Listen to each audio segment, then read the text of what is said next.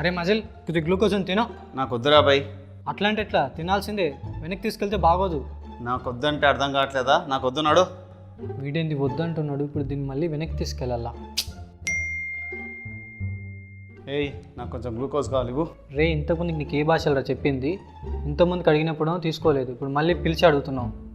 ఇట్లా ఏం బ్రో ఎక్కువ మాట్లాడుతున్నావు? మధ్యలో పెట్టి పిసికేస్తా.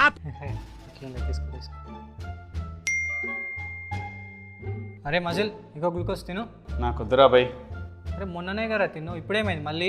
నాకు వద్దు, నా ఇష్టం. రేణు ఏంది ఇది? ఈ మనిషి 2 రోజులు అయింది ఎక్సర్సైజ్ చేయక, అందుకే అలా.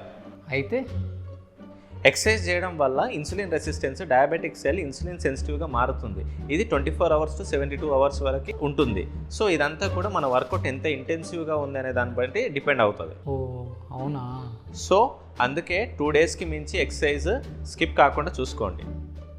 అన్నా జర ఎక్సర్సైజ్ చేయండి, ఈ మజిల్ గార్డ్ మాట వింటలేడు. మీ హెల్త్ కోసమే చెప్తున్నా. అందుకే ఎక్సర్సైజ్ చేయండి, డయాబెటీస్కి దూరంగా ఉండండి. అలాగే మీరు ఆరోగ్యకరంగా బరువు తగ్గాలనుకుంటే కామెంట్ చేయండి ఆర్ DM చేయండి వెయిట్ అని. That's it from my end. Thank you very much.